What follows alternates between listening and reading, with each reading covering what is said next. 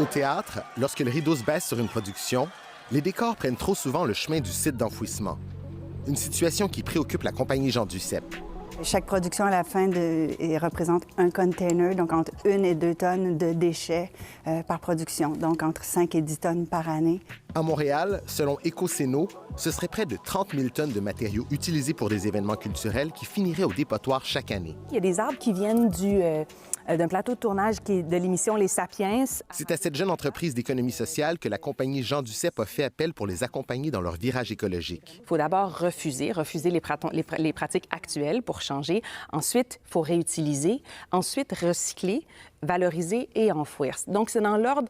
Enfouir, ça devrait toujours être l'ultime option. Ce désir de changer, le Katsu l'a eu aussi.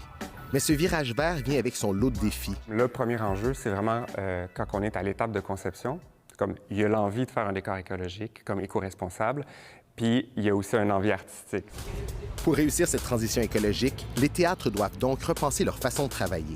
On se rend compte que ça prend peut-être un peu plus de temps. Donc, il faudrait peut-être revoir nos calendriers, nos échéanciers de pré-production pour arriver à temps la première avec un décor éco-responsable.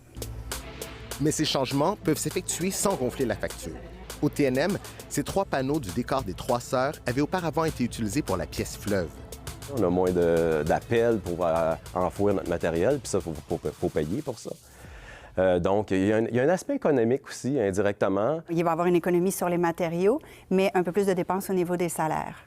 Donc, mais moi, tant qu'à dépenser, j'aime mieux payer des gens que de payer des matériaux qui vont se faire enfouir après. Cette approche deviendra-t-elle la norme? Si on ne met pas en place un nouveau système d'économie circulaire, on n'est pas en train de créer des conditions gagnantes pour que la culture persiste de génération en génération. Télé, cinéma, muséologie, tous les domaines devront à terme repenser leur façon de faire pour réduire leur empreinte écologique. Un virage vert que plusieurs espèrent voir pris en compte dans la relance du secteur culturel. Ici Nadia Alexandre Chartier, Radio-Canada, Montréal.